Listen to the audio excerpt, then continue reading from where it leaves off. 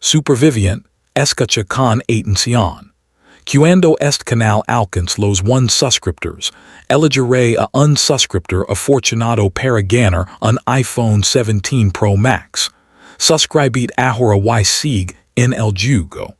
Tenía 11 años cuando el mundo dejó de responder. Lo recuerdo no por las sirenas, ni por las columnas de humo que se elevaban sobre la autopista, ni por la forma en que la mano de mi madre se apretó alrededor de mi muñeca gesta que me dolieron los huesos. Lo recuerdo por la radio. La transmisión de la mañana se interrumpió a mitad de una frase. Una mujer diciendo, por favor, permanezcan en sus casas. Y luego nada. Un silbido tenue, como una tetera olvidada demasiado tiempo sobre la estufa. Mi padre golpeó el tablero. Lo golpeó otra vez. Al silbido no le importó. 30 años después, tengo 41 años y es silbido sigue viviendo dentro de mi cabeza. Lo escucho bajo cada ráfaga de viento, cada paso sobre la grava, cada respiración que tomo en la oscuridad. El mundo no terminó de la manera que las películas nos habían enseñado a esperar. No hubo transmissions heroicas ni presidents en bunkers tranquilizando la nación. Solo hubo la lenta y metódica eliminación de cada voz en la que alguna vez confiamos, hasta que el silencio se convirtió en su propio país y todos nosotros, sin ceremonia alguna, nos convertimos en sus ciudadanos. Mi nombre es Adler Vance. Levo un diario porque el papel no miente y la memoria sí. Vivo en lo que antes era un cobertizo de mantenimiento detrás de una escuela secundaria en el norte de Pennsylvania. Y he vivido aquí, más o menos, durante 11 inviernos. Antes de eso, me trasladaba de un lugar a otro. Antes de eso, Julia. Antes de eso, era un niño con un padre llamado Emil, una madre llamada Joanne y una hermana menor llamada Petra. Y los cuatro creemos, con la argancia ordinaria de los vivos, que lo que viniera después todavía nos incluiría. El cobertizo tiene un techo de hojalata que canta cuando llueve. Tiene un banco de trabajo, una cama de campaña y una lámpara de cuercino que solo enciende cuando las ventanas están completamente cubiertas. Y tiene una radio. Una grundig verde marcada en las esquinas, con una manivela que rechina como un diente enfermo. La saqué de un sótano, inundado hace 9 años.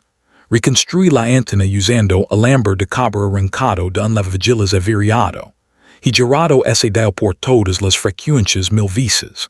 Y durante 9 años no escuché nada más que el silbido. Hasta el martes pasado. Estaba comiendo frijoles fríos de una lata, escuchando al viento golpear las láminas sueltas del techo, cuando una voz salió del altavoz. La voz de un hombre. Cansada de mediana edad firm, de la manera en que una mano es firm cuando lo ha sido durante mucho tiempo. Aquí beacon. Si alguien está escuchando esto, son las 6:42 de la tarde hora del este. La temperatura es de 41 grados. He estado transmitiendo en esta frecuencia todas las tardes durante 9.073 días. Seguiré transmitiendo hasta que no pueda hacerlo más. Si estás vivo, no estás solo. Eso es todo por esta noche. No me moví, no respiré. La lata de frijoles se inclinó, en mi mano y un lento hilo marrón me corrió por la muñeca y se deslizó dentro de la manga, y ni siquiera lo sentí. 9.073 días. Hice el calculo 2 veces porque la primera vez mis manos temblaban demasiado como para confiar en ellas. 24 años y 10 meses. Había estado hablando a la oscuridad durante 24 años y 10 meses. Y yo solo había estado girando el dial durante 9. La transmisión se cortó. El silbido regresó. Pero ahora era diferente. El silbido tenía una forma detrás de él. Un hombre en algún lugar.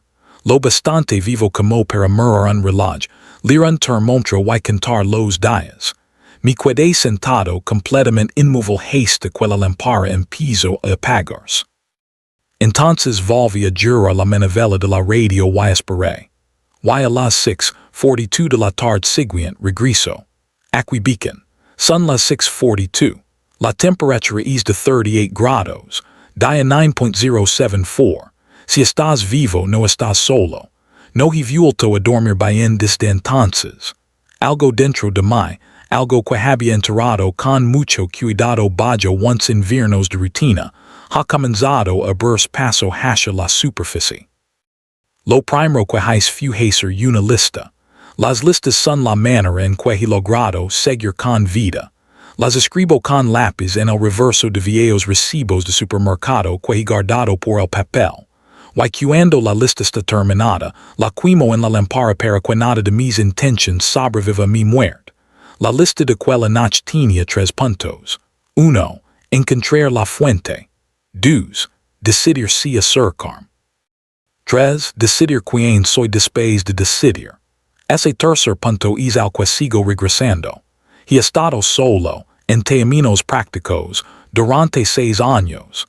Antes de eso, viajé con una mujer llamada Sasha Brun, una paramédica que sobrevivió a la primera ola escondiéndose dentro de una ambulancia durante 9 días, respirando por una rendija de la puerta. Me enseñó a hacer suturas con Hill. O de pesca.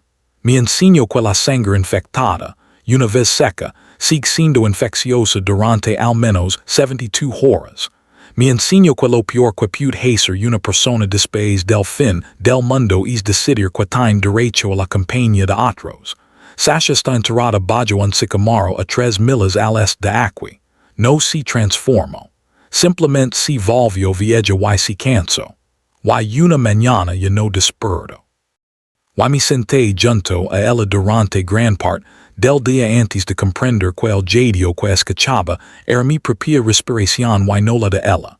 Después de enterrarla, de jadear hacia el este. No necesito ese recordatorio. Así que, cuando la voz de la radio dijo que no estaba solo, la parte de mí que amaba a Sasha se estremeció. No estar solo es la condición más cara que una persona puede permitirse en esta economía. No estar solo es lo que mata la gente. Sasha solía decir que los infectados solo te quitan el cuerpo. Las personas te quitan todo lo demás. Y después también tu cuerpo. Pero tengo 41 años. Y está cansado de una manera que ha empezado a sentirse estructural. Y he comenzado a olvidar el sonido de la voz de mi madre. El hombre de la radio tiene una voz. Tiene un reloj. Tiene un termómetro. Tiene en algún lugar un edificio con electricidad o un generador o paneles solars o algo. Y ha sido fiel a la disciplina de hablar al vacío cada tarde durante 9.073 días. Si lo que sí, no es un hombre que se rinda. Pasé las siguientes 3 noches triangulando la señal. Sobre la grundig al techo del cobertizo, y la giré lentamente. Marcando con tiza sobre la hojalada el punto don, la señal era más fuerte, la aguja pintaba hacia el norte-noroeste. Lo comprobé con la vieja brújula de batería que guardo envuelta en tela encerrada en el cajón del banco de trabajo. Norte-noroeste. La dirección de las ciudades muertas. La dirección hacia la que he pasado 30 años sin La cuarta noche escaché al perro. No era un perro mío. No he tenido un animal desde el invierno gris, cuando las manadas pasaron por aquí y tuve que estrangular a un setter llamado Mercer para mantenerlo en silencio bajo las tablas del suelo mientras los infectados arañaban el revestimiento sobre nosotros. Desde entonces no he podido mirar un perro a los ojos, pero allí estaba, en algún lugar más allá del campo de fútbol. Un ladrido bajo y único. El tipo de ladrido que es un perro cuando ha sido entrenado para no ladrar y se olvida de sí mismo por un mal segundo. Un perro entrenado significa una persona. Una persona en mi territorio significa un problema. Apagué la lámpara. Descolgué el rifle de la pared. El viejo Marlin caliber .22 que he mantenido limpio y excitado y que rara vez he disparado. Y fui haste la puerta. La noche olía a hojas majadas y a algo más. Algo vagamente químico. Como el aliento que sale de un transformador caliente. Hace mucho tiempo que no percibía ese olor.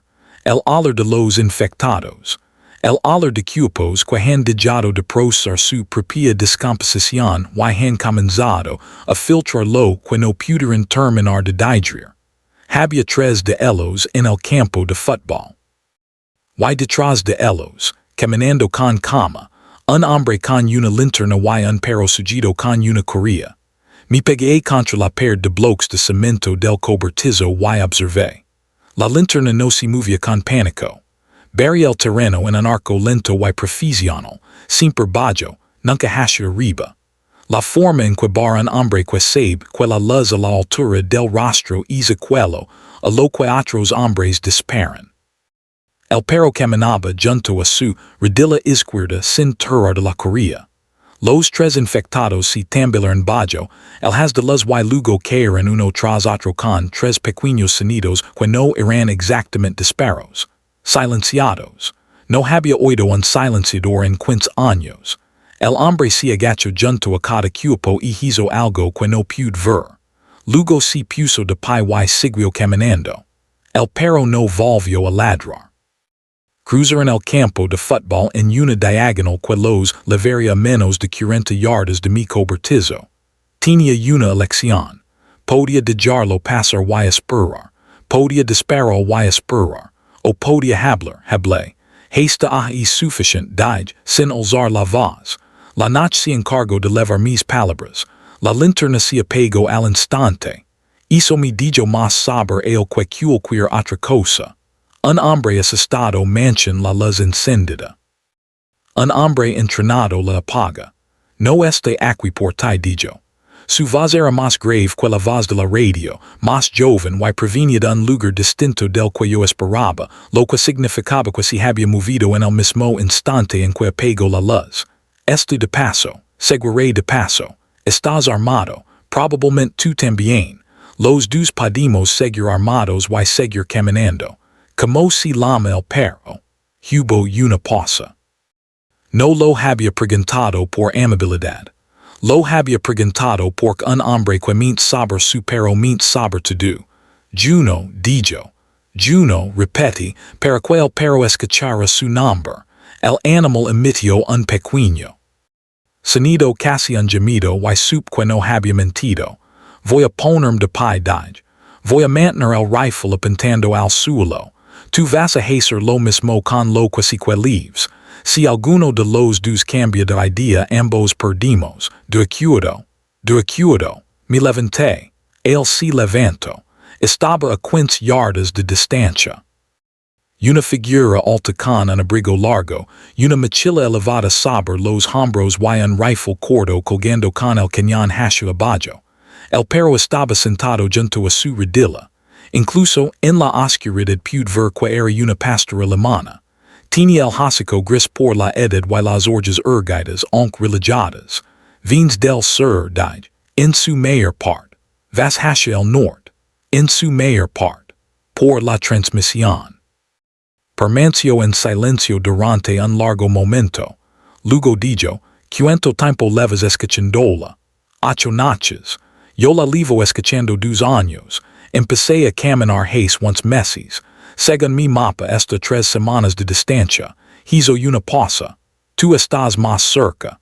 Todavía no he decidido Es justo. Permanecemos allí en la oscuridad como 2 animales que habían acordado provisionalmente no convertirse en la cena del otro. Le pregunté su nombre. Dijo que se llamaba Cashin Wolf. Le dije que el mío era Adler Vance. No nos estrechamos la mano. No nos acercamos más. Me preguntó si tenía agua. Le dije que había un arroyo detrás de la escuela. Me preguntó si podía llenar sus botellas por la mañana y seguir su camino. Le dije que podía llenarlas esa misma noche y seguir su camino de inmediato. Entonces se rió. Una sola y suave exhalación. Y dijo que eso también era justo. No siguió su camino. Nos sentamos a 10 yardas de distancia sobre la hierba fría y hablamos en voz baja durante 2 horas. Me habló de una ciudad por la que había pasado, donde los infectados se habían organizado en algo que se parecía un patrón. Un lento movimiento circular alrededor de un punto fijo, como el agua que desciende por un desago. Mi hablo de una mujer en Maryland que le había enseñado a leer rastros. Mi hablo de la transmisión, de lo que creía que significaba y de lo que temía que significara. Y percuando el cielo del este comenzó a tornarse gris, ya había decidido, sin admitirlo del todo ante mí mismo, que caminaría hacia el norte con él. Partimos al anochecer del día siguiente. Cashin insistió en salir al anochecer. Dijo que los infectados de esta región se movían más al amanecer y al mediodía. Que el calor los hacía salir igual que hace salir a las moscas, y que el frío de la tarde los volvía algo casi mangible. No discutí. Yo había pasado once años sin aprender los patrons del país que se extendía más allá de mi campo de fútbol. Y él había pasado once meses caminando a través de él. Le ve menos cosas de las que creía que le vería. El marlin, por supuesto, y las 40 y siete balas que había cantado y vuelto a cantar. Un saco de dormir. Un cambio de calcetines. La grundig, envuelta en una tola y atada a la parte superior de mi mochila para poder escuchar la transmisión cada tarde sin tener que desempacarla. Una navaja plegible que mi padre me había regalado en mi 10º cumpleaños, y que había levado conmigo durante 30 años, y utilizado exactamente 2 veces. Una fotografía de Petra, mi hermana, a los 8 años, sentada sobre la barandilla de un porche con un helado derritiendo sobre su muñeca. Hace 4 años que no la miraba. La guardé en el bolsillo interior de mi abrigo. Cashin me observo cerrar la puerta del cobertizo y echar leve. Y no hizo ningún comentario sobre la cerradura.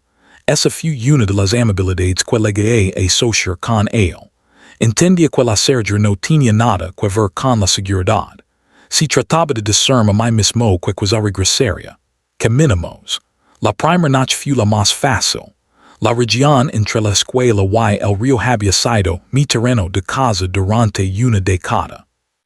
Conocía cada árbol caído, cada escondite y cada lugar donde los infectados les gustaba reunirse en las zonas bajas. Yo iba delante. Juno caminaba entre nosotros. Cashin iba tercero.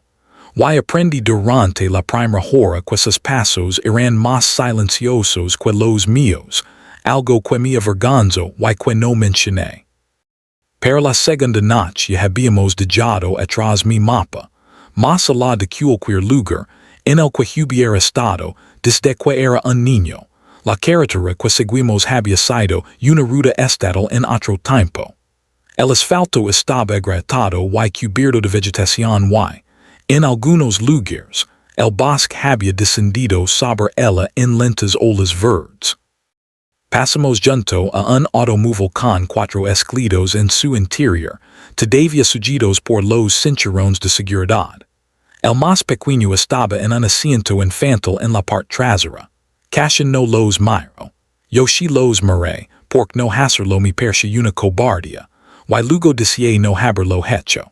Y entonces comprendí por qué él no había mirado. Después de eso, no volví a mirar ningún automóvil por el que pasamos. La tercera noche encontramos. El primer cuerpo reciente. Era un hombre quizá de unos 60 años acostado de lado en medio de la carretera, como si simplemente se hubiera tendido a descansar. Su abrigo era bueno, sus botas eran buenas. No había mordeduras ni arañazos ni heridas evidentes. Juno no quiso acercarse a él. Hizo fue lo que nos lo dijo todo. La plaga, dijo Cashin. Cree que la plaga se había extinguido hace 20 años. Se extingue vuelve. Los infectados leven algo. No la enfermedad de la transformación, sino otra cosa. A veces se mueve por el aire en las zonas bajas. Como lo sabes, mi miro. A la luz de la luna su rostro parece muy cansado y muy joven al mismo tiempo. La clase de rostro que adquiere una persona que ha vivido demasiado pronto. Tenía un hermano, dijo. Atravesamos un pueblo de Ohio. Respiró un aire equivocado. Estaba muerto en 9 horas. Yo no tuve nada. Hizo esto de lo que sé. Rodamos el cuerpo en un amplio arco. Durante mucho tiempo no volvimos a hablar. Pensé en Petra, en el helado, en el porche. Pensé en cuantas maneras existen de perder a un hermano o a una hermana, y en cómo el mundo había inventado nuevas formas de hacerlo con la paciencia de un artesano. Esa noche, a las 6:42, desenvolví la grundig y escuchamos juntos. Cashin cerró los ojos cuando la voz comenzó a sonar. Juno apoyó la cabeza sobre su bota.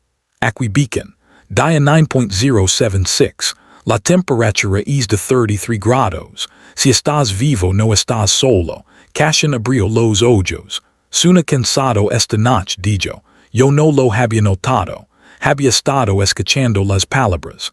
Él había estado escuchando al hombre. La quinta noche el tiempo cambió. Un frente frío descendió desde los lagos y la lluvia comenzó. Antes de la medianoche y no se detuvo. Caminamos bajo el durante 6 horas porque no había ningún lugar donde detenerse que Cashin considerara seguro. Y para cuando encontramos una alcantarilla lo bastante grande para arrastrarnos al interior. Había perdido la sensibilidad en 3 dedos, y el talón de mi pie izquierdo se deslizaba dentro de la bota de una manera que, con la resignada claridad de un hombre que ya ha pasado por eso, me hizo comprender que una ampalla se había convertido en algo peor. La alcantarilla olía a hierro y a hojas viejas. Juno entró primero, alfidio cada rincón, regresó y se sentó. Cashin tomó aquello como una señal de que estaba despejado. Nos arrastramos al interior, metimos las mochilas detrás de nosotros y nos sentamos con los hombros tocándonos para conservar el calor, mientras escuchábamos la lluvia golpear la carretera sobre nuestras cabezas. Cuidate la bota, dijo Cashin. Estará bien. Cuidate la bota. Me quité la bota. El calcetín salió con ella, al menos la mitad. La otra mitad se había quedado pegada al talón formando un húmedo anillo marrón. Cashin ni siquiera se inmutó. Sacó una pequeña caja de su mochila y dentro había pequeños cuadrados de tela doblados y una botella con tapón que olía pino y alcohol. Trabajó en mi pie durante 20 minutos sin hablar. No se disculpó cuando dolió. No me advirtió antes de verter el líquido.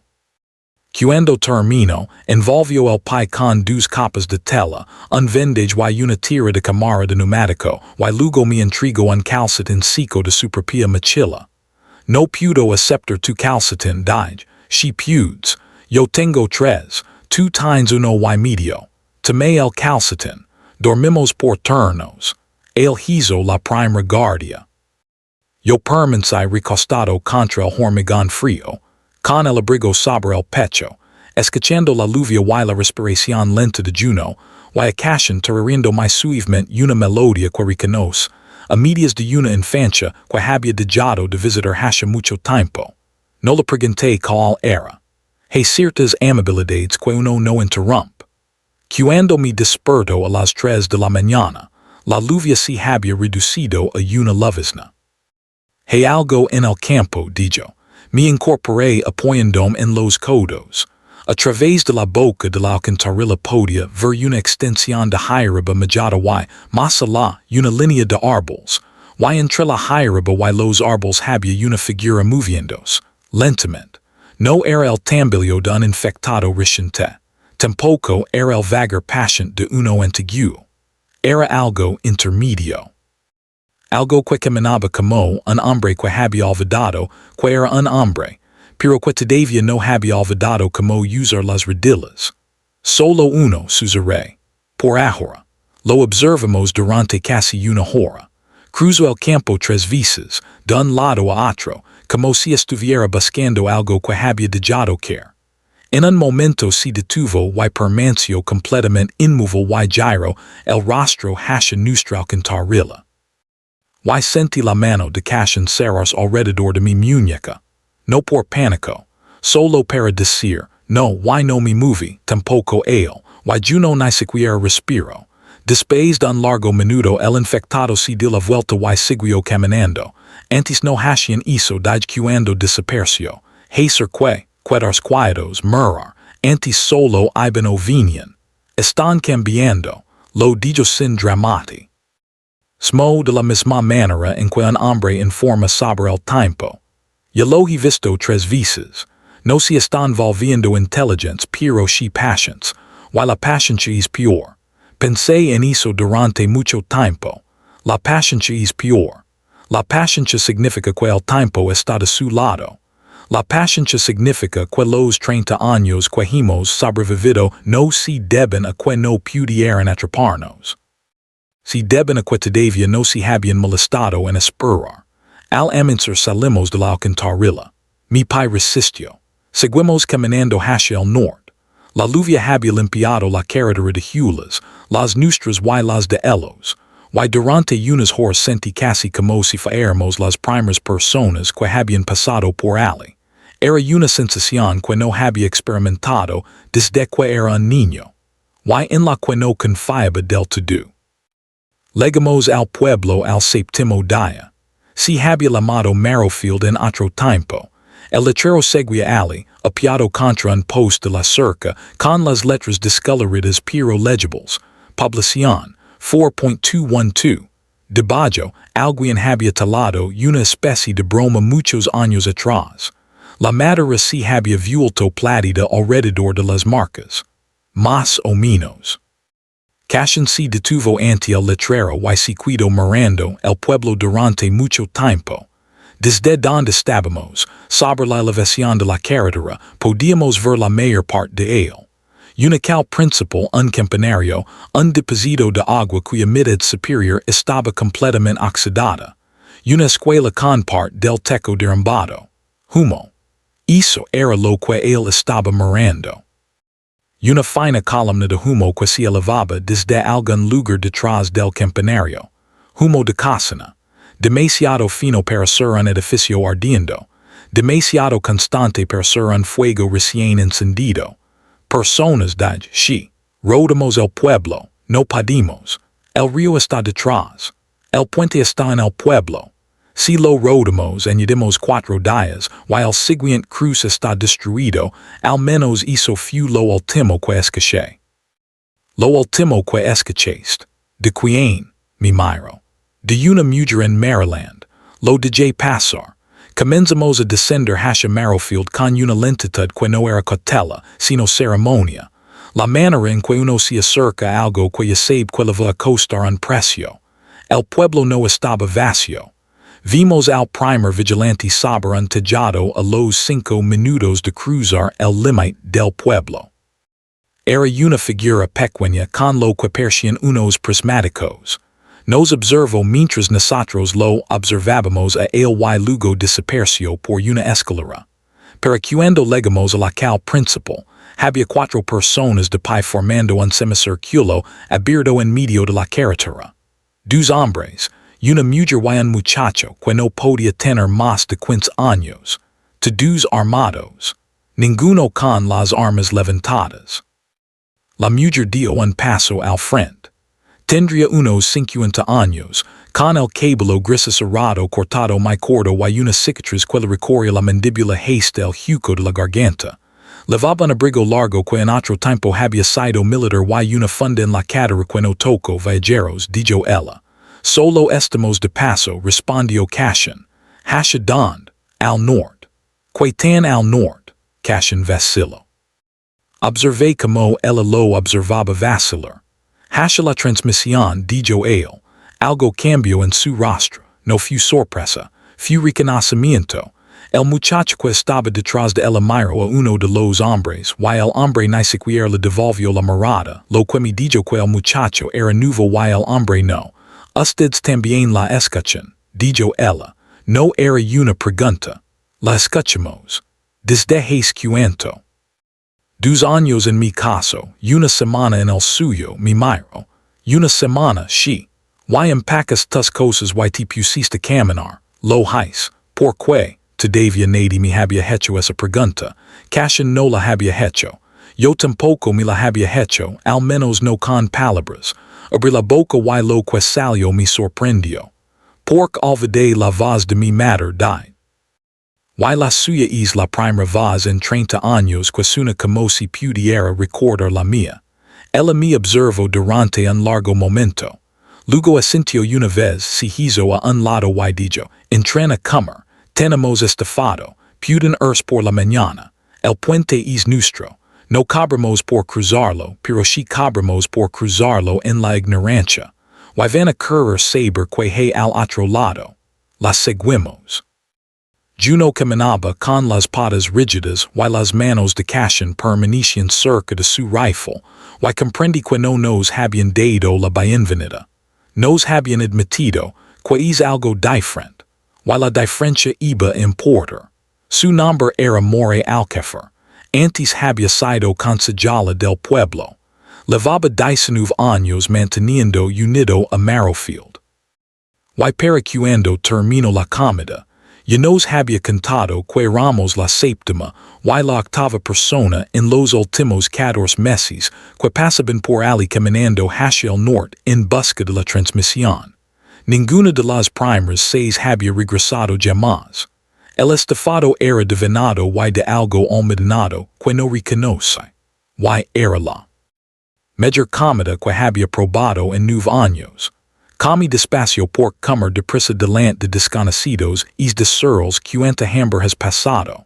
Y el hambre es una ayuda que la gente suele cobrar. Cachón comió más despacio que yo. Juno comió de un cuenco de metal en el suelo, junto a él, y no levantó la vista ni una sola vez. Estábamos en lo que había sido la biblioteca del pueblo. Las estanterías seguían allí, casi vacías. Los libros se habían quemado, para obtener calor o se habían podrido hasta fundirse con el suelo. El centro de la sala había sido despejado y equipado con largas mesas. Quizá unas 30 personas comían con nosotros. No nos miraban fijamente.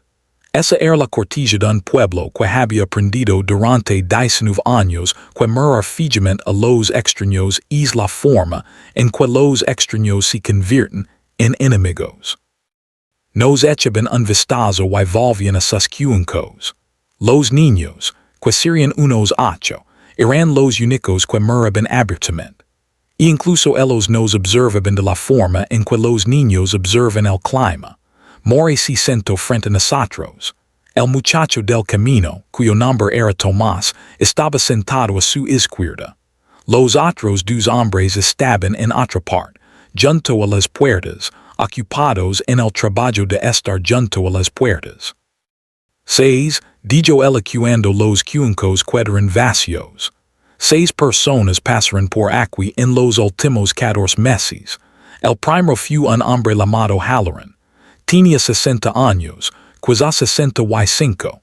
Su esposa había muerto el invierno anterior y dijo que la transmisión era la única voz que on podía soportar escuchar.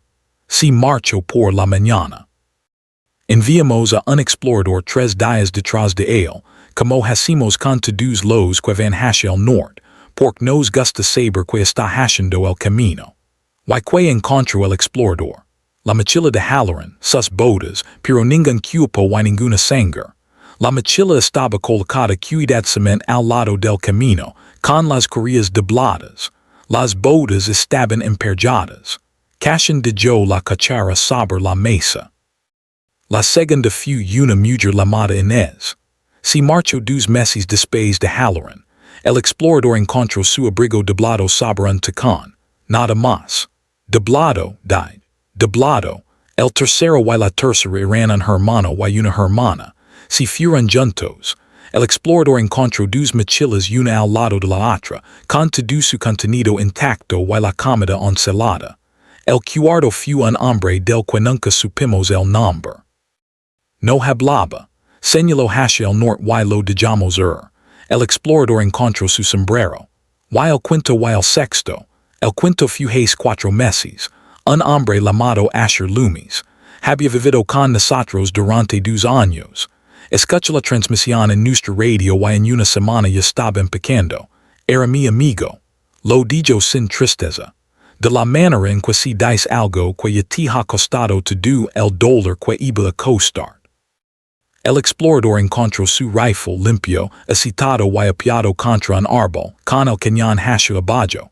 Y el sexto, la sexta fue hace 3 semanas, una mujer joven embarazada, nos dijo que la voz de la radio era la de su padre, intentamos retenerla. Si marchó durante la noche. El explorador todavía no ha regresado. Permanecemos sentados en una clase de silencio que tan peso. Podía oír la lenta respiración de Juno debajo de la mesa, el leve ruido de los platos que estaban recayendo al otro extremo de la sala y el viento golpeando algún cristal suelto en la parte superior del edificio. ¿Crees que la transmisión es una trampa? Preguntó Cashin. Creo que la transmisión es algo. No sé qué. Sé que si lo que sí no deja culpos. Deja objetos. Deja las pertenencias de una persona colocadas con cuidado. Si no es como los infectados se llevan a la gente. Si es como las personas se llevan a otras personas. O como una persona decide dejarse llevar de ella misma. Sí, también eso. Alguna vez han enviado a alguien a averiguarlo. No me refiero a un explorador 3 días detrás. Quiero decir un equipo armado buscando. Lo hemos discutido. Y cada vez que lo hacemos, alguien en esta habitación se convierte en la próxima persona que quiere caminar hacia el norte. Desde que quello se asentara, Cashin estaba mirando sus manos. Seguían firmes, pero los nudillos se habían vuelto blancos alrededor de la cuchara que acababa de dejar. Nos iremos por la mañana, dijo. Imaginé que lo harían. No voy a intentar detenernos. No. Dejé de intentar detener a la gente hace mucho tiempo. Voy a decirles lo mismo que les digo a todos los que salen de aquí rumbo al norte. Si descubren que es, envían a alguien de regreso. Aunque si solo una palabra escrita en un papel, aunque si solo una marca en un árbol que sepamos reconocer, no nos convierten en el pueblo que vi desaparecer a las personas y nunca descubrir por qué. Cashin asintió. Yo también asentí. Juno levantó la cabeza una vez y volvió a apoyarla. Esa noche nos dieron una habitación sobre la biblioteca con una cama. A de verdad. Permanece despierto casi hasta el amanecer. No nos marchamos por la mañana. Lo que ocurrió fue que, en las pequeñas horas negras antes del amanecer, la campana del campanario sonó una vez, confusa, y luego fue amortiguada. Después sonó 2 veces más siguiendo un patrón que yo no conocía, pero que Cashin sí. Yo estaba de pie y vestido antes de que terminara el segundo toque. Juno estaba junto a la puerta. Una brecha, dijo. Es su señal de brecha. Me puse las botas con unas manos que, por un instante, habían olvidado como hacer un nudo. Pero cuando llegamos a la cal, el pueblo entero ya estaba en movimiento. No con pánico, sino de la forma ansiada de las personas que han practicado esto muchas veces. Y Mori estaba en el centro de todo. Señalando. Enviando gente en perjas hacia posiciones cuya lógica yo no podía comprender, aunque era evidente que existía una lógica.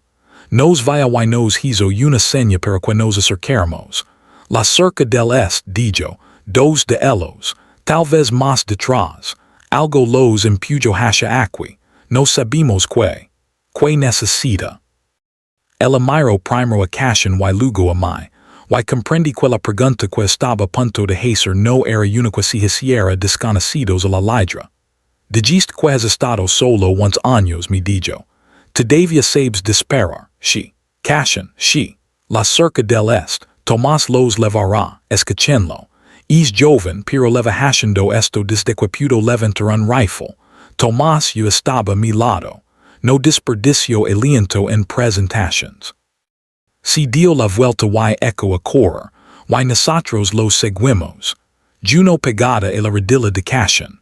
Y los 3 corrimos por calles que yo había visto por primera vez apenas el día anterior.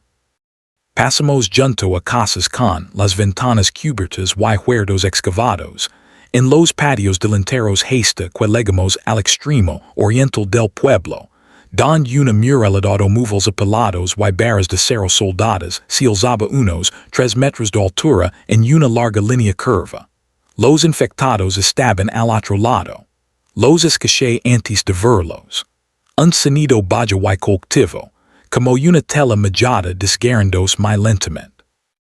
Tomás subió por una escalera hasta una plataforma construida sobre el chasis de un autobús volcado. Nosotros subimos detrás de él.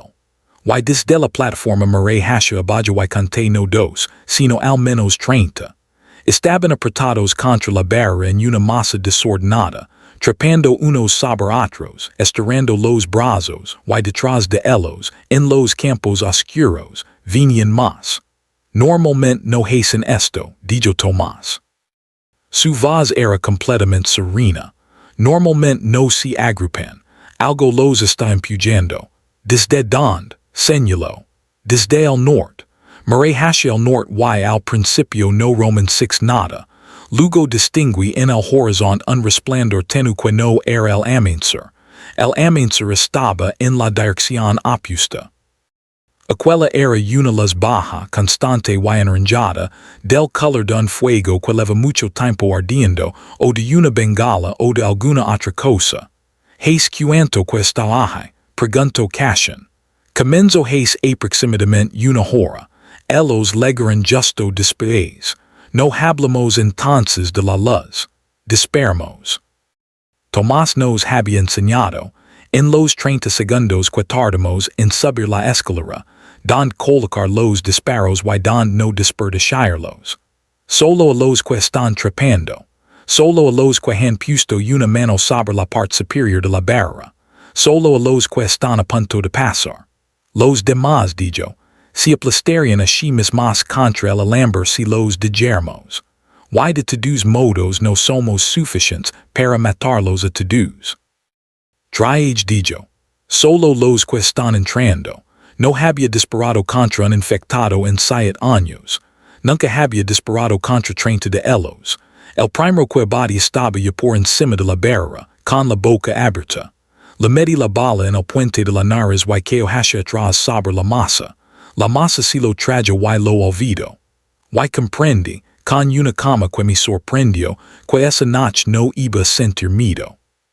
El miedo era algo que había gastado por adelantado durante 30 años, y ya no quedaba nada para esto. Mantuvimos la cerca del este durante 2 horas. Cuando salió el sol, los infectados retrocedieron de la manera en que siempre lo hacen. No como una retirada, sino como un desvanecimiento. Y el campo más alacuido cubierto por aquello que habíamos detenido. Tomás estaba sangrando por un corte en el antebrazo, donde un trozo de alambre había retrocedido de golpe y lo había alcanzado. Juno estaba alza. Y Cashin miraba hacia el norte, hacia el resplandor anaranjado, que no se había pegado con el amanecer. El resplandor no era un incendio. Era una torre.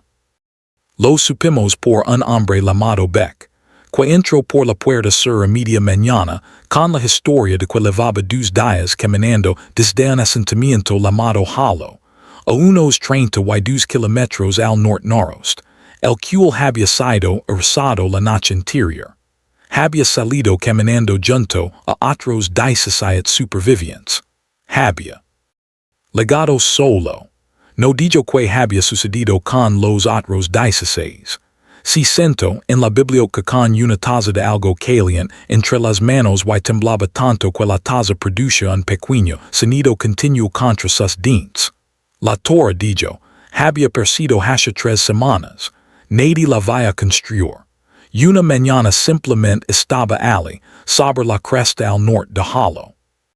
Una estructura de acero de unos 30 metros de altura, con una plataforma en la parte superior y, sobre la plataforma, una luz. La luz se encendía al anochecer y permanecía encendida toda la noche y se apagaba al amanecer.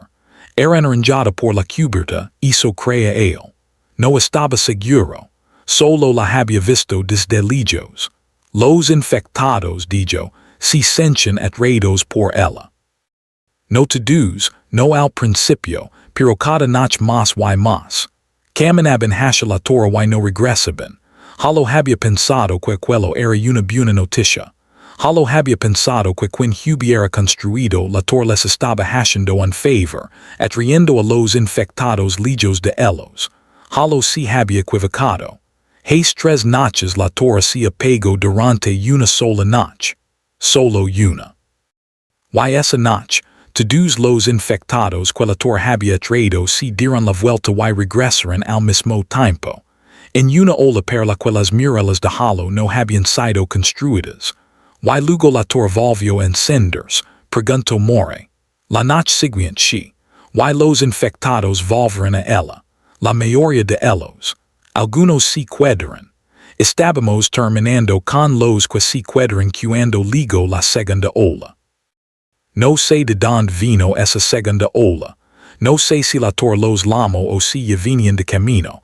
More estaba muy quieta. Cashin estaba muy quieto. Fui yo quien lo dijo. La transmisión, todos me murmuran. La transmisión está en la misma frecuencia todas las noches, a la misma hora, las mismas palabras. Quien manja la torre puede manjar la transmisión. Quien manja la transmisión puede manjar la torre. Si la torre atria los infectados, la transmisión atria las personas. Con qué propósito, preguntó More, no tenía una respuesta, Cashin she. Para vaciar el país dijo, despacio en silencio, reúnes a los infectados en un solo lugar, atris a los supervivientes hacia el mismo lugar, lo que ocurre ali les ocurre a ambos, el país queda vacío. Quien esté haciendo esto se queda con el país. Eso es mucha paciencia, dijo More. 24 años y 10 meses de paciencia. La sala quedó en silencio, Beck seguía temblando. Juno estaba acostada sobre los pies de Cashin. Afuera el viento estaba aumentando. Y en algún lugar una contraventana golpeaba una y otra vez con un ritmo que nunca terminaba de ser el mismo. No podemos died. No podemos caminar hacia eso. No podemos no dijo Cashin. Si no vamos, no lo sabremos. Si no lo sabemos, no podremos decirle a nadie. La próxima persona que escuche la transmisión caminará hacia el norte y doblará su abrigo sobre un tacón. Y eso será el final, para siempre. Entonces no iremos solos, mi miro. Luego miro a More. Ella les estuvo la mirada durante mucho tiempo. Después miro a Tomás, que estaba junto a la puerta con el brazo recién vendado. Y Tomás, que tenía 15 años, levantó el mentón una sola vez en un gesto que no era valencia ni estupidez, sino la simple y fría disposición de alguien que ya ha decidido que su vida se gastará de alguna manera. Pudo darles 4 personas, dijo More, incluyendo al muchacho si insiste. Y lo hará. Partimos mañana al anochecer, tomamos el puente. No nos separamos. Si encontramos lo que creemos que vamos a encontrar, no negociamos. No hacemos tratos, no escuchamos la voz. De acuerdo, estuvimos de acuerdo. Todos nosotros, incluso yo, que había pasado 30 años sin estar de acuerdo en nada. Las 4 personas que More nos dio fueron Tomás, una mujer calada llamada Saoirse, que había sido electricista antes y que llevaba una leva inglesa de mango largo en su mochila como si fuera un arma. Una herramienta y un acto de fe al mismo tiempo. Un hombre llamado Devero, que había estado con More desde el primer invierno, y que caminaba con una colla que no lo ralentizaba. Y la propia More. More no dijo que vendría. Simplemente cuando nos reunimos al anochecer junto al puente, yo estaba al frente de la fila. No le pregunté por qué. Creo que yo lo sabía. Asher Loomis, el amigo cuyo rifle limpio y excitado había sido encontrado apiado contra un árbol, era una ayuda que él llevaba cargando desde hace 4 meses. Y las ayudas en este país se pagan caminando. El puente sobre el río era más largo de lo que había imaginado. Una vieja estructura de acero que zumbaba cuando el viento descendía por el val. A mitad de camino, Saoirse se detuvo, apoyó la mano sobre uno de los remaches y cerró los ojos por un instante. Why comprendí que estaba escuchando el puente de la misma manera en que algunas personas escuchan un corazón. Asintió. Seguimos caminando. Cubrimos once miles ease. A prime renach. No hablamos mucho. Cashin ibal frente con Juno. More caminaba en segundo lugar. Lugo devero. Despacio. Lugo cercia. Why Tomás cerraba la marcha. Que Tomás estuviera al final había sido decisión de more. Why no sé si fu porque era el más joven y quería tenerlo lo más lejos posible del frente, o porque era el mejor tirador y quería tenerlo don pudiera verlo todo. Posiblemente ambas cosas. More alcafer rara vez hasha algo por una sola razón. Al amanecer encontramos un granero que de vero conoce. Dormimos en el desván. Soñé por primera vez en años con Petra. Tenía 8 años y estaba sentada en la barandilla del porche con un helado en la mano. Me dijo, Adler olvidaste cerrar la puerta con llave. Y yo respondí, no es cierto. Siempre cierro la puerta con llave. Y ella dijo, no esa puerta. Desperté con la mano sobre la fotografía en el bolsillo interior de mi abrigo y con la certeza de que había dejado atrás algo que todavía no había terminado de pensar. La segunda noche vimos infectados en el camino por primera vez. Eran 3. Caminaban. No hasha nosotros. Hasha la Torah. Los dejamos pasar a unos 100 metros y ninguno volvió la cabeza. Caminaban con el propósito lento y constante de personas que van a trabajar. Cashin y yo intercambiamos una mirada. Nunca había visto a los infectados caminar así. No hasha algo concreto. No durante tanto tiempo. La tercera noche el camino comenzó a ascender. Estábamos ya en las estribaciones. Y la torre era visible desde las crestas. Una delgada marca negra contra el cielo durante el día y una limpia estrella anaranjada durante la noche. Según mis cálculos, estábamos a 8 miles de distancia. Según devero, a 6, confiamos en devero. Fu la tercera noche cuando perdimos a cercia. No fu algo dramático. Esa es la parte que me persigue. No hubo una horda, ni una emboscada, ni un grito. Estábamos cruzando un arroyo y el piso una piedra que se giró bajo su peso. El pais se le deslizó, introduce piedras más grandes y el tabilo se quebró con un sonido como el de una rama seca. No grito. Se sentó en el agua fría, miro su pai y luego nos miro a nosotros. No pudo caminar con esto, dijo. Todos sabíamos lo que significaba. Ella también lo sabía. Estábamos a 3 noches de Marrowfield. 3 noches de terreno difícil. Y incluso si 2 de nosotros la levábamos de regreso, los otros 3 no podrían seguir adelante con seguridad. Y seguir adelante era el objetivo. More se ardillo junto a ella en el agua. Hablaron en voz baja. No escuché lo que dijeron. Después de unos minutos cercia asintió. More se puso de pie. Cercia se quitó la mochila y se la entregó a Tomás. Conservó la llave inglesa. Hay una alcantarilla un cuarto de milla de agua, dijo. La Roman 6. Pudo arrastrarme hasta allí. Tengo comida para 6 días. Si regresan por este camino, vengan a buscarme. Y si no regresan, y está bien. Eso no está bien, dijo Tomás.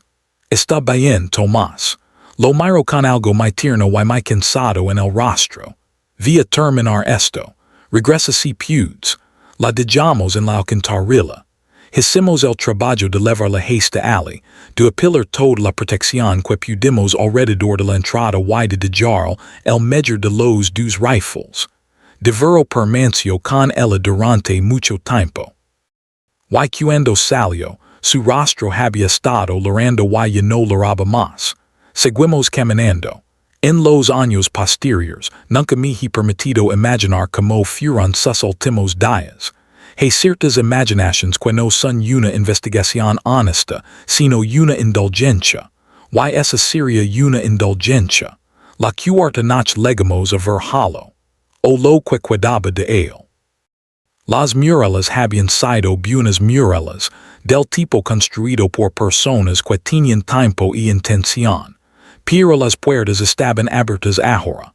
Why habían sido abiertas desde afuera, no entramos. Lo rodamos a media milla de distancia. Beck nos había dicho cuantas personas vivían allí, 240. Desde la cresta vimos quizá 30 cuerpos al descubierto. El resto estaban en el interior, o habían sido levados, o habían sido arrastrados hacia el norte. El viento que venía desde Halo tenía aquella dulzura química que no había olido en once años. El olor del campo de fútbol la noche en que Cashin apareció. Pero multiplicado más allá de toda aritmética. Cashin puso la mano sobre la cabeza de Juno, y ella se apoyó contra su pierna. Y aquello fue lo más parecido al dolor que cualquiera de los dos mostró. Acampamos esa noche al abrigo de un silo derrumbado, 2 millas más allá de Halo. Y no encendimos fuego. La torre estaba ya tan cerca que podíamos ver la plataforma de la parte superior. Y sobre la plataforma, dentro del resplandor anaranjado de la luz, algo que podía ser una pequeña estructura. Un cobertizo. Una cabina. Algún lugar donde una persona pudiera sentarse. Mañana por la noche dijo de verro. Mañana por la noche respondió More. ¿Cuál es el plan? Preguntó Tomás. More miró a Cashin. Cashin me miró a mí. Yo miré la torre. No sabemos a ella dije. Al menos no al principio. Quien la controla no está ahí arriba. Nadie pasa 24 años sentado a 30 metros de altura. La transmisión proviene de un edificio. La torre es el señuelo. Encontramos el edificio. Y encontraremos el edificio encontrando el cable. Tiene que haber un cable que vaya del edificio a la torre. Buscamos donde entra en el suelo en la base de la torre y lo seguimos de regreso. Cashin asintió lentamente, y cuando encontremos el edificio, primero escuchamos. No entramos hasta saber en que nos estamos metiendo. Y si no nos gusta lo que oímos, no responde. Ninguno de nosotros lo hizo. More tomó la primera guardia. Yo no podía dormir. Me senté con la espalda apoyada contra el silo, desenvolví la grundig por primera vez desde el puente y giré la manivela. Y a las 6:42 la voz apareció. Aquí beacon. Dia 9.084. La temperatura es de 29 grados. Si estás vivo no estás solo. Las mismas palabras, la misma voz. La voz era, en todo caso, un poco más fuerte esa noche. Un poco menos cansada. Como si el hombre del micrófono hubiera recibido buenas noticias ese día. O hubiera recibido visitas. Cashin vino y se sentó a mi lado. No dijo nada durante un buen rato. Luego dijo, no quiero que él se lo que creemos que es. Lo sé. Llevo 2 años escuchándolo. He caminado once meses. Perdí a mi hermano. Perdí a un perro antes de Juno y perdí a una mujer con la que me habría casado. Vine por su voz. Lo sé. Si él es lo que creemos que es, entonces todo lo que es para llegar hasta aquí es algo que él me hizo. Pensé en eso durante mucho tiempo. Pensé en un hombre pronunciando las mismas palabras cada noche durante 24 años, sabiendo que esas palabras eran un anzuelo. Pensé en lo que se necesitaría durante 24 años para mantener la voz tan firme haciendo algo así. Pensé en si realmente podía ser eso. Y en si también podía ser otra cosa, algo para lo que todavía no tenía la imaginación suficiente. Tal vez no si él died. Tal vez la voz sea una cosa y la torre otra. Tal vez solo comparten la frecuencia por coincidencia. O tal vez él no lo sepa. Tal vez lo descubriremos. Si hizo una pausa. Adler si es él si está haciendo esto necesito que me promptes algo. Que no digas que lo escuch cuando entremos. No digas que lo oiga hablar en persona. No estoy seguro de ser lo bastante fuerte para escuchar esa voz y hacer lo que tendría que hacer. Si lo prompte. He cumplido muy pocas promesas en mi vida con tanto cuidado como cumplí esa. Nos movimos al anochecer del quinto día. La base de la torre estaba en un campo despejado. Una extensión lanad de aproximadamente un acre que había sido alanada con maquinaria en algún momento y mantenida despejada por algo o por alguien. No había infectados en el campo, y eso era lo más aterrador de todo. Estaban en todas partes menos allí.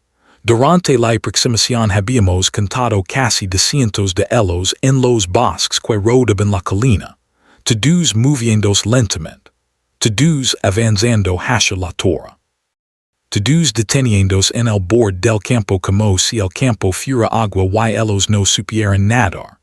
Hay algo en el límite susurro de verro. Estábamos tumbados boca abajo entre la hierba alta en el borde norte del campo. Mayor en el suelo, mare, había una línea delgada en la tierra. Un cerco que recorría todo el perímetro del campo. En el cerco apenas visible había un destello. Alambre, tubería o ambas cosas. Corriente. Preguntó More.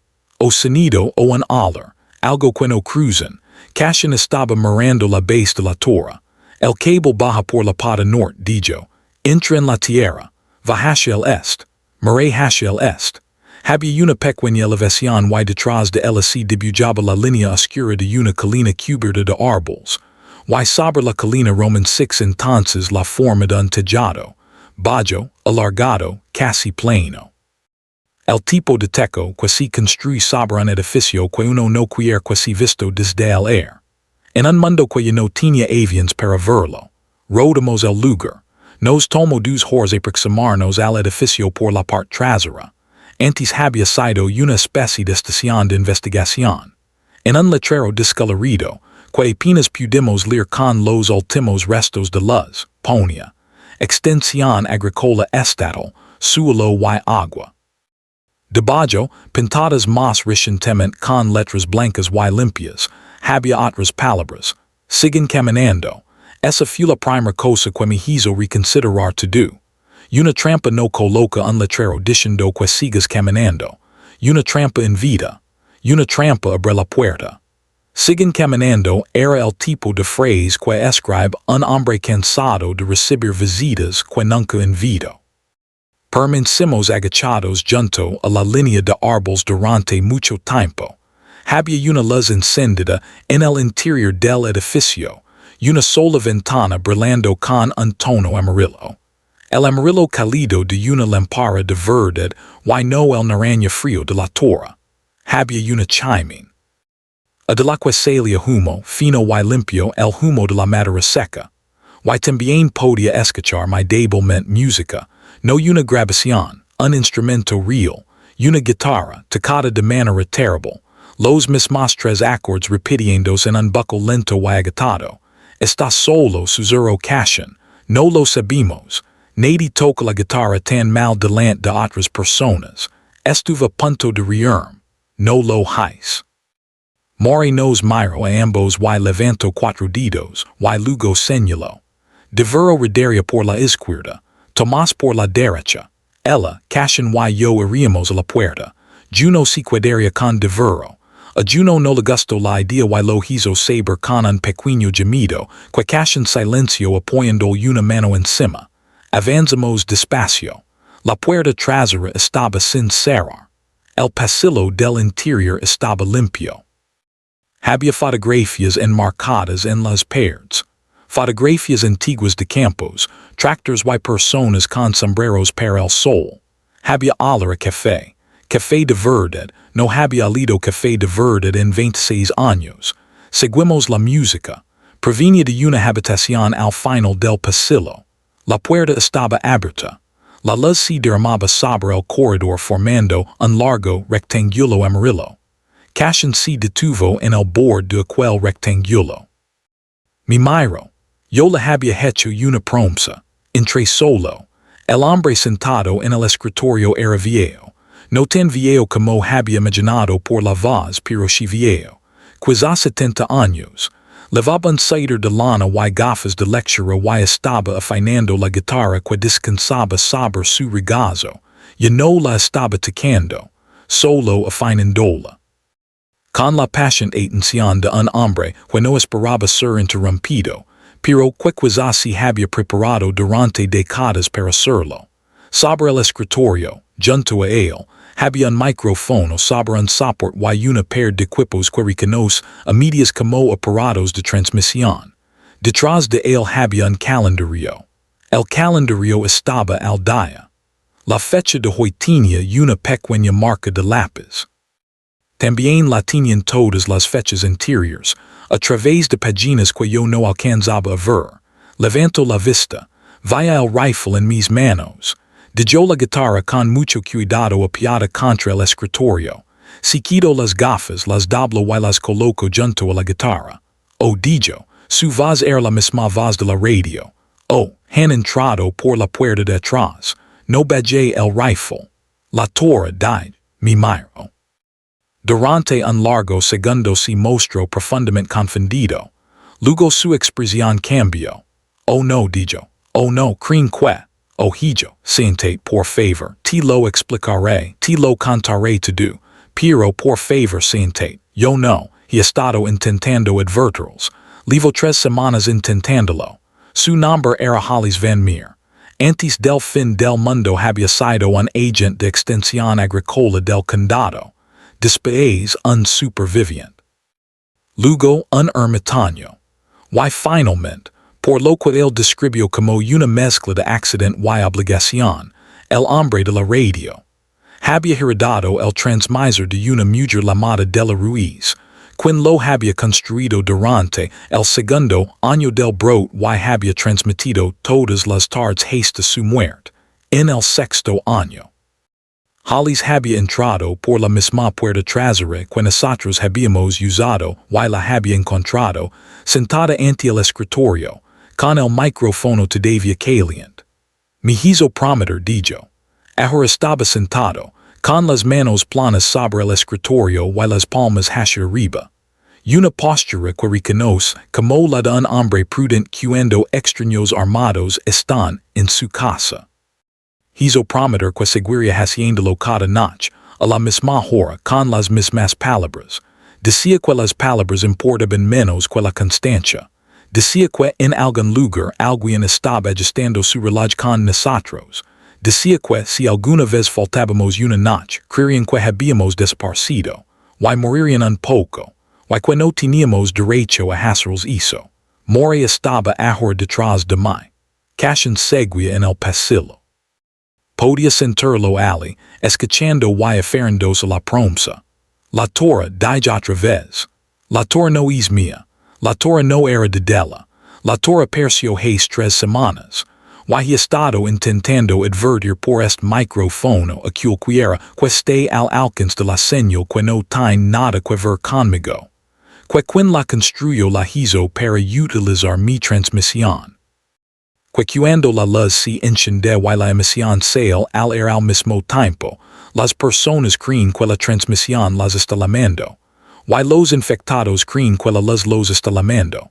Y todos terminan caminando hacia el mismo lugar. Y todos terminan muertos. Entonces cambia la transmisión. Me miro con algo que no era, pero estaba emparentado con ella por la sangre. Hijo, la he cambiado. Durante 21 noches la he cambiado. He dicho, no vengan al norte. Hay una torre, no vengan al norte.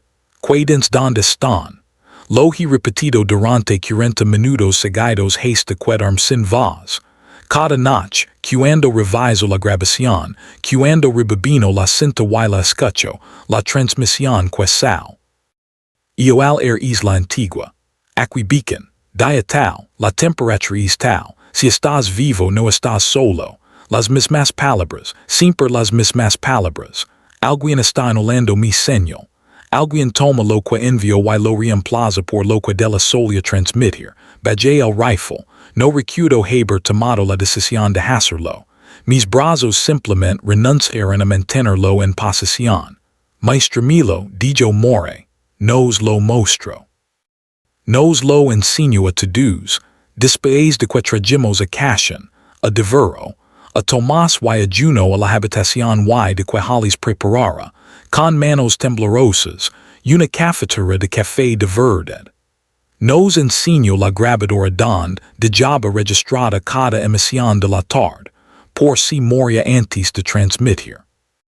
Nos enseñó la calle de anulación que él no había construido y que había percido en su per hace 4 semanas, atornillada al yeso durante la noche mientras dormía.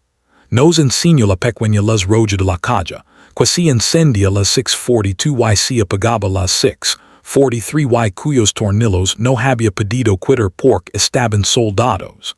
Estuvieron aquí, dijo. Quienes quiera cuestión. Estuvieron en esta habitación mientras yo dormía. Colocaron eso en la pared y se fueron. No los he visto y no sé quién son. Como duamen, preguntó Cashin. Fulo primero que dijo. Estaba de pie en la puerta mirando a Hollis y su rostro tenía una expresión muy extraña. Hollis le devolvió la mirada sin reconocerlo, porque no tenía manera de saber que aquel hombre había caminado durante 2 años hacia su voz. Como duamen. Repitió Cashin. Quins hicieron esto, como duamen por las noches. No lo sé, hijo. No me lame, hijo. Hollis asintió lentamente. No volvió a llamarlo así. Permanecimos en aquella habitación durante mucho tiempo.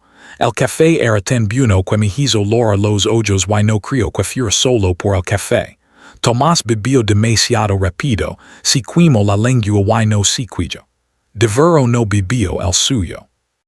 Morishi bebió el suyo y observó a Hollis de la misma manera en que me había observado a mí durante la comida en Marrowfield. Y al final dijo, la torque esta noche. No todos fuimos a la torre. Hollis se cuidó con el transmisor.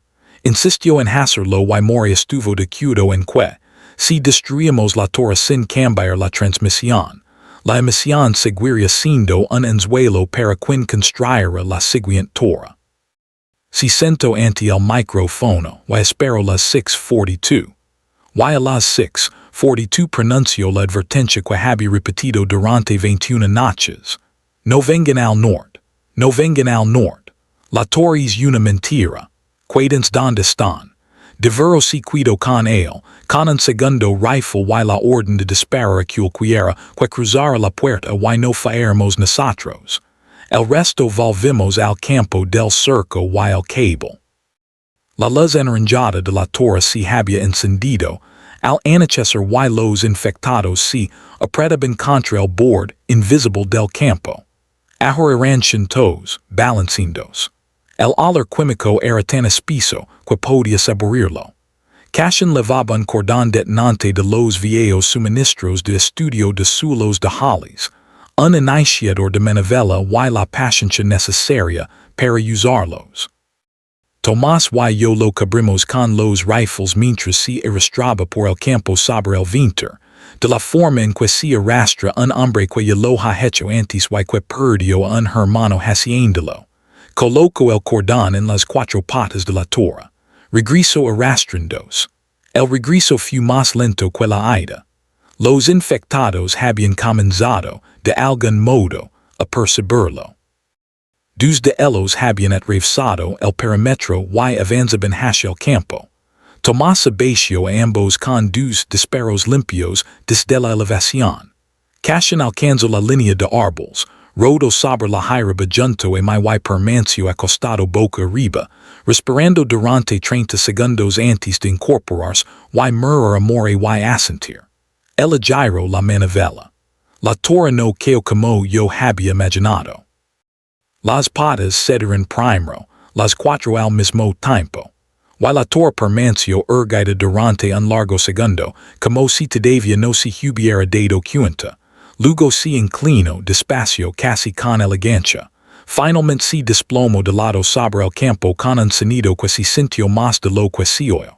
La luz anaranjada se apagó antes de tocar el suelo. Los infectados del bosque no reaccionaron. No se dieron la vuelta. No giraron. Simplemente, después de un largo momento, en que la noche pareció escucharse a sí misma, comenzaron a dispersarse como se dispersa una multitud cuando aquello que la mantenía unida ha terminado. Regresamos al edificio. La luz de la ventana seguía encendida. El humo seguía saliendo de la chimenea. Entramos por la puerta trasera y Hollis estaba ante el micrófono. Y la luz roja de la calle de anulación estaba apagada. Si apego cuando que la tora dijo. Fura lo que fura quinesquiera que furan la inolación estaba en la tora. Creo que siempre estuvo en la tora. Hable dijo more, hablo al micrófono. Esta vez con las palabras reales las suyas, dijo su no. Embry, dijo que era un hombre. Dijo que levaba transmitiendo durante 24 años y 10 meses. Y que pensaba seguir haciéndolo mientras sus pulmones si lo permitieran. Dijo que había existido una tora. Dijo que la tora ya no existe. Dijo que, si alguien había estado caminando hacia el norte por culpa de su voz, debía detenerse, regresar a casa y cantar la cualquiera que encontrara que la voz de la radio pertenecía a un hombre con una cafetera, una guitarra mal afinada y ningún ejército, ningún complejo fortificado y ninguna salvación que ofrecer más allá del hecho de seguir respirando. Pronunció las palabras que yo había escuchado 9 veces en 9 noches. Pero esta vez las dijo despacio, y las dijo de verdad, y al final añadió una frase más que nunca había formado parte del guión, y a las personas que construyeron la torre, sigo aquí, soy viejo pero sigo aquí, y a las personas que caminan esta esta noche también siguen aquí, y si vienen, descubrirán que la voz que intentaron usar no era la única voz de este país. Buenas noches, apego el micrófono. La habitación quedó en silencio. Tomás loraba en silencio en un rincón, de la manera en que lora un muchacho que ha hecho el trabajo de un hombre y solo después recuerda que sigue siendo un muchacho. Juno dormía sobre los pies de Cashin. Mori me estaba mirando y yo la estaba mirando a ella. Ninguno de los dos sabía que vendría después, salvo que algo vendría. No enterramos a nadie en la torre. No había nadie a quien enterrar. Regresamos hacia el sur al amanecer, más despacio de lo que habíamos venido, y en la alcantarilla encontramos a Saoirse todavía viva, con fiebre pero viva. De ver la llevo a la espalda durante los últimos 3 días hasta Marrowfield. Conservo el pie. Ahora camina con un bastón, y todavía leva la leve inglesa. Cashin se quedó en Marrowfield durante el invierno y luego camino hacia el este con Juno para buscar a la mujer de Maryland que le había enseñado a leer rastros. No sé si la encontró. Espero que sí. Yo regresé al cobertizo detrás de la escuela. Lo limpié. Abrí la puerta que había dejado cerrada la noche en que me marché y me senté en el banco de trabajo y giré la manivela de la grande guay. A las 6:42, apareció Hollis y dijo su verdadero nombre y dijo la temperatura y dijo, si estás vivo, no estás solo. Y esta vez, después de 30 años de silencio y una temporada de camino, comprendí que no me estaba llamando a ninguna parte. Solo estaba al fin diciendo la verdad, lo escribí, el papel no miente.